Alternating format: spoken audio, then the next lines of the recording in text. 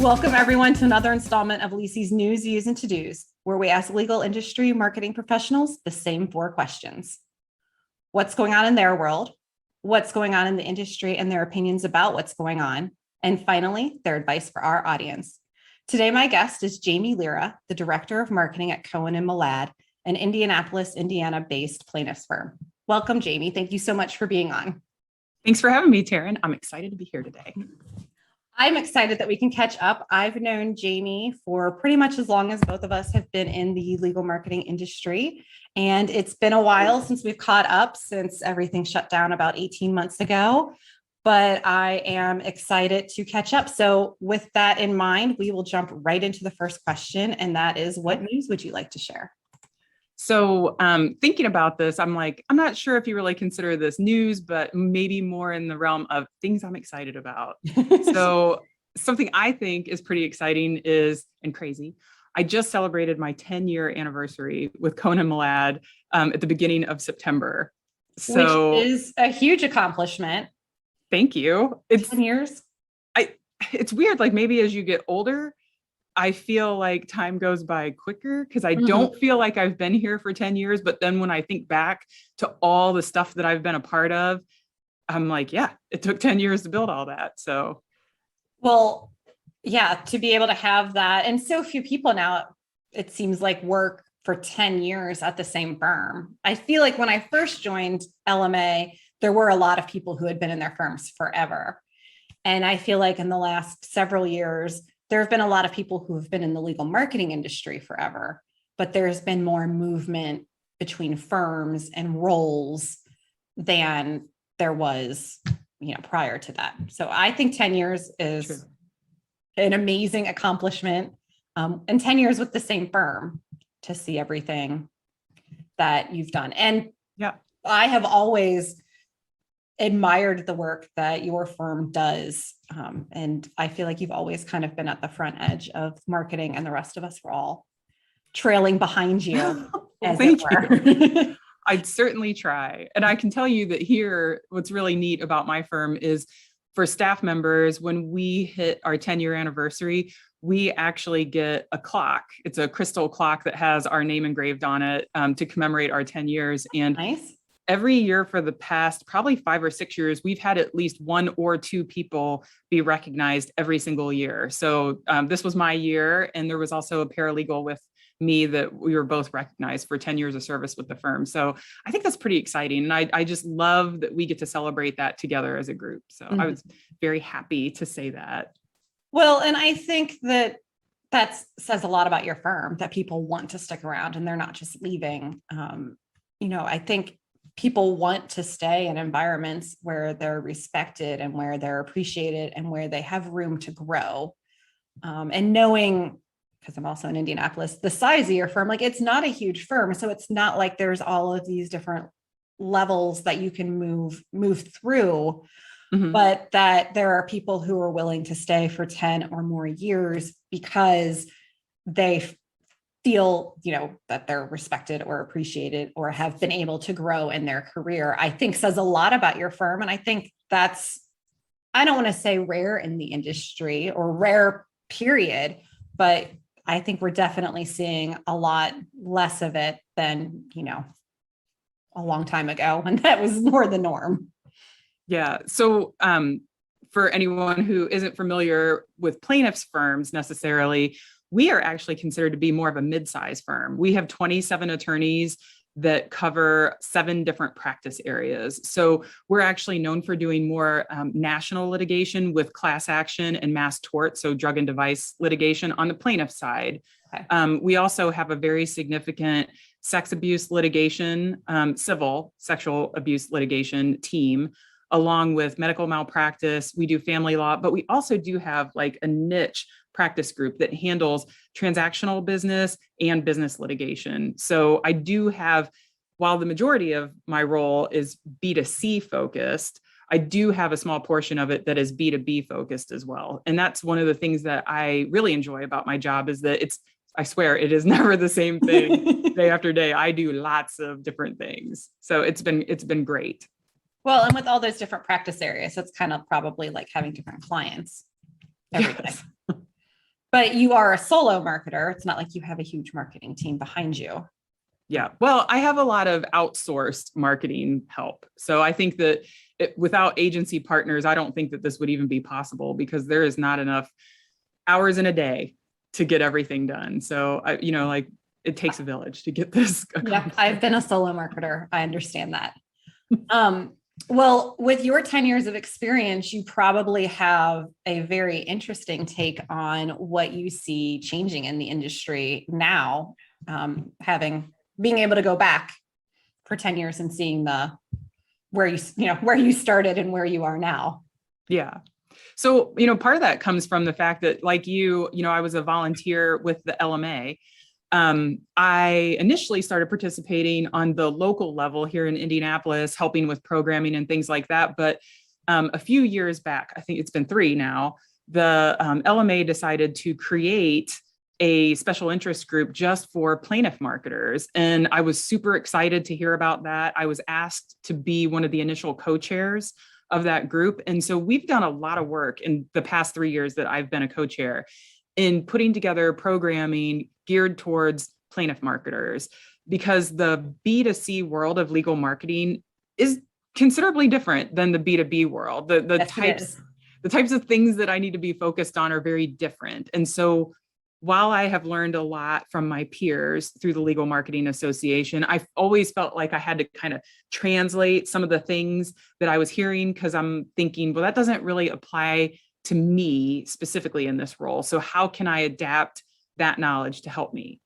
Mm-hmm. What I think is really cool is to be a co-chair of this. Like now we can actually address the direct issues that we want to talk about. Mm-hmm. So that has been a pretty exciting thing. And that's what I see as a tremendous shift, right? So plaintiff B2C marketers have always been pretty nimble in adjusting to digital marketing tactics.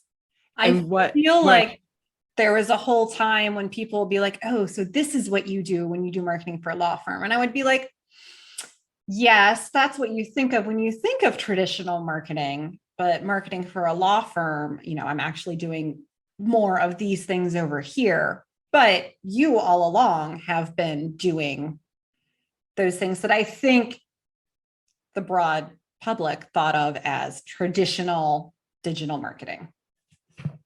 Yeah. And one thing we've noticed is a lot of B2B legal marketers have joined the special interest group for B2C marketers because they want to know, like, what are you guys doing? Because we are often extremely early adopters to new platforms and new technology. I think that a lot of consumer-driven firms, so even if it's plaintiff firm or estate planning, anything like that, when you're marketing directly to a consumer, having live chat on your website just makes sense. I mean, we've been doing that for years, but now for a B2B firm, does that make sense? Maybe not. It's kind of an odd matchup with that. But so I think the trend in what kind of digital tools are available to firms to market to potential clients, that is a trend that I've seen shifting, because like I said, we're quick to grasp onto those things, but I feel like more of a B2B firm is still trying to figure out how does that translate for them. Yeah, I was definitely thinking that. And that's been my experience too. Our clients who are plaintiffs firms are doing different things than our clients who aren't plaintiffs firms, or, from the background, because I hadn't previously worked at a plaintiffs firm. And I think, to your point earlier, for so long, especially in LMA, there was so much focus on B2B that you were trying to say, well, how can I translate that into my B2C work? And now, especially the last 18 months, I think B2B marketing professionals are saying, oh, all these things we used to have as a big part of our marketing arsenal aren't available to us right now. And let's go over here and see what things we can use that B2C marketing professionals have been using with success for a really long time. And how do we translate that into our work? Like buying Facebook ads might work for a plaintiff's firm. It probably won't work for a B2B firm, but maybe there's an opportunity with LinkedIn sponsorship or LinkedIn ads or something. Exactly. I've been running Facebook ads. I think my very first one was back in 2015. It was an experiment. I learned a lot of things from that, but I can say now with great confidence that I run Facebook ads on a very regular basis to gain clients for a variety of practice areas, actually. Mm-hmm. And I've gotten a lot better at the tactics that I use. However, so even for plaintiff firms, if you aren't familiar with Facebook ads personally, like you don't know how to do that, like a lot of agency partners, can help. Yeah. And step in and do that. I mean, I don't know, at LISI, do you guys offer assistance with like digital marketing in that respect with social media? Yeah, we'll handle, strategic marketing from A to Z for whatever works for the client. So our perspective more is get to know the client, get to know their practices, what they've been doing, what their goals are, and then tailor a plan because, that's not to say Facebook messaging or Facebook ads works for every single plaintiff's practice area. Very true. How do you meet people where they are, or timing or whatever it is. So yes, we will do that and we can do it, but it very much depends on the client and the practice and the goals and how that fits in with the broader strategic plan. Yeah. But yes, to your point, there are a lot of agency partners who have niche expertise in Facebook ads or SEO or paid search or whatever it might be that are willing to work with you and take that over and say, we will do this for you. And I agree with you. It's exactly getting to the right audience, right? So Facebook ads do work very well when you're talking about a B2C kind of environment. When it's B2B, absolutely, LinkedIn makes a lot more sense. A few years ago, I actually joined forces with Laura Toledo out of Minnesota, and we presented at LMA Tech West. And that's exactly what we talked about was paid social media ads for firms. And so she presented more on the standpoint of B2B advertising on LinkedIn and shared some of her successes with that. And then I shared B2C advertising on Facebook and shared, I'm going to say my experiment, right? Because that very first ad, I mean, we didn't get a ton of leads, but I learned a lot of things. I mean, we got some response and I learned a lot from that and I got better at it. So I thought it was a pretty good presentation to kind of like share the two sides of that coin and what that looks like if someone's going to consider doing paid social media for a firm. Yes. Laura is a previous News, Use, and To-Dos guest and amazing. So knowing both of you, I can see, I didn't see that presentation, but I can see how you would present that in my head and I love it. Well, she's a huge tech nerd and she was super excited to do that with me. We talked about it for a while and we were excited to be approved to give that talk. So yes. Oh no, I love the two of you together. Knowing both of you how I do, I was like, I'm going to go see if there's a video of that somewhere. Oh, but you touched on something that I thought was interesting when you said your experience and not your success, because I think sometimes in our roles, it's as important to try something that doesn't work and to know that it doesn't work and to say, okay, either I'm going to get better at this, whether it's hiring somebody with more knowledge or researching it or whatever, or, okay, now we know that doesn't work and we can put that to the side and move on to these other ideas that we have, because firms of any size, but especially smaller firms, whether they're small or mid-size for their market, like don't have unlimited marketing budgets. So every time you're planning, you're choosing this over that. And, sometimes I just think the peace of mind of being like, okay, that's not for us. All right. Now we don't have to talk about that again and for a while until there's some changes and we can focus on these things over here that might be for us. I think that that's sometimes just as important as being like, look at what this did. Yeah. Well, and I think that's the importance about digital marketing tools. A lot of times they're cheaper. It's more cost effective to just go ahead and give it a try. And you can learn along the way. A lot of computer programmers, for instance, they didn't necessarily have a formal education. They just kind of figured by trial and error, like how to write the program and how to tweak the program. And there are so many things that I have actually taught myself along the way that I didn't have formal training on. So there's a lot of blogs and other resources that I've relied on to learn about SEO enough to have an intelligent conversation with a vendor to know whether they know what they're talking about or not. Google offers a lot of training and certifications on analytics and AdWords. So I didn't know anything about Google Analytics really until I found that resource, started, like reading that information, taking the little quizzes, and now I feel pretty confident as I pick and poke through analytics for information. Yeah. And I think that's really helpful. There's a lot of things that have free resources. Like I follow marketing profs, and they had like a free education day. Like you could go in and all of their programming was free and you didn't even have to do it that day. And so when you look for things like that help you along the way, that can really start to compound upon itself and get you to whatever the next phase of your marketing needs to be. I really like that. I also think it's important to learn from your peers, right? Because there are other legal marketers in different markets that are more focused in one area or another, and it's very different than mine. So I might have like a deep level of expertise on a Facebook ad, and I can walk you through like the strategy of it, the creation of it, and then how do you actually like pivot and measure your ROI on it and get the leads that you're trying to get. But then there could be a whole other facet that I don't really know anything about. So if I can find a marketer that's doing more of that work, like let's share ideas with that, and I think that's been really beneficial. Yeah, I agree with that. And I've thought that from day one, like what can we learn from each other? And we're so lucky to have a community of people who are willing to share, information and what they know versus a group of people who are just like, no, I figured that out. Like you're on your own. Because I do know that there are groups like that.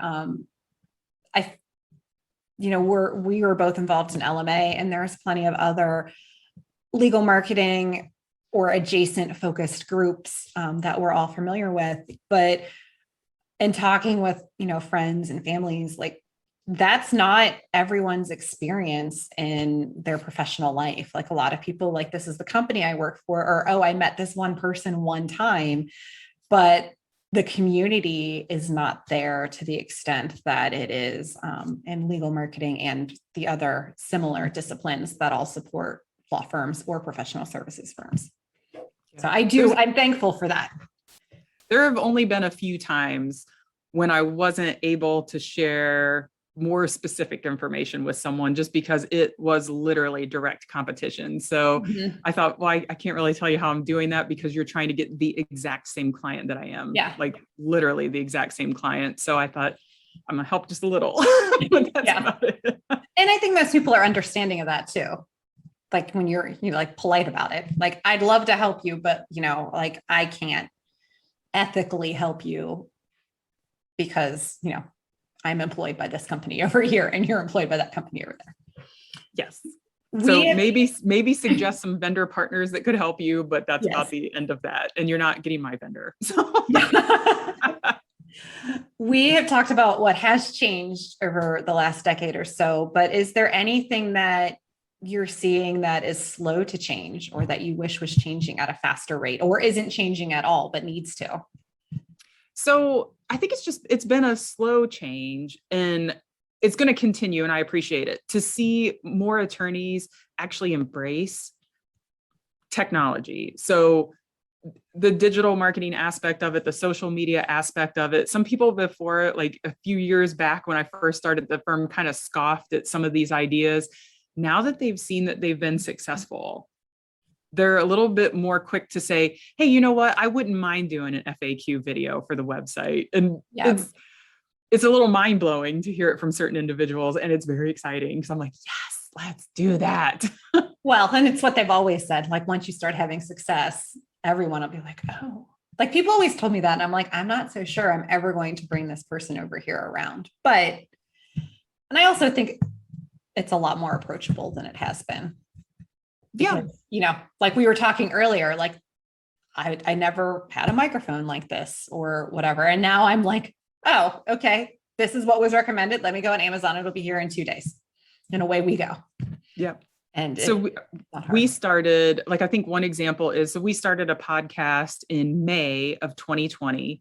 And, prior to that, people said, hey, Jaime, we should have a podcast. And I'm like, okay, what do you want this podcast to be about? I'm not disagreeing with you, but we need to understand, like, how does that fit into our marketing strategy? What exactly is it? How are we going to keep it going? All that kind of stuff. And those questions, I was never able to get good enough answers for those questions until I had that conversation with one of my attorneys who does sexual abuse litigation.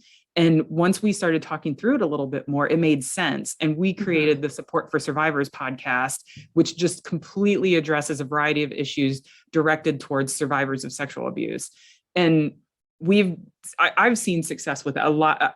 I'm very happy with the results of that podcast, but it's made a couple other attorneys that do different types of litigation say, hey, should we have a podcast? And I said, you know what? Maybe let's have that conversation. What do you want it to be about? Who, like, how would we have the shows structured? What's going on with that? So I think if we can get the right answers to those questions, it makes sense to move forward with that. But that's the change that I have seen slowly take place. And as long as it makes sense, I'm good with it. Yep. I agree. And one of the things I like about podcasting is you don't have to be on camera. We were talking with a client today and she's like, this person's kind of avoiding me when I keep asking when they want to film these videos. And I said, because they don't want to be on camera. Like they want to be helpful. Like they want to do the marketing. It's not that they don't want to participate. But if you're not comfortable being on camera, and a lot of people aren't, or it takes a while to get to the place where you are comfortable,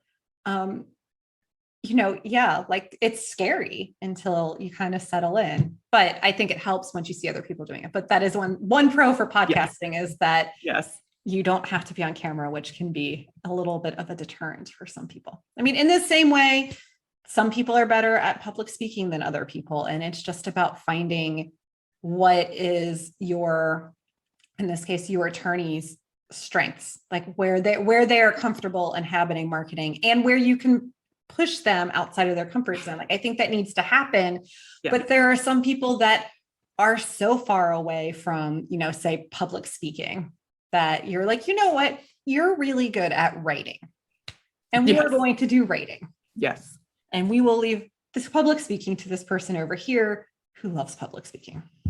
Well, I think we've also been able to calm some people's nerves when it comes to the podcast. It's not live. And I'm actually a pretty decent audio editor, so don't worry about it. If you say something weird, all you have to do is just say, wait, can I rephrase that? Pause for a solid second so I can cut it and then go on ahead. And people have just been like, yes, thank you for saying that. Like, yes, I will do this now. Yes, I have heard that feedback as well. That when you can edit it and, be the best version of yourself, which you can in writing, that makes it a lot easier. Yes.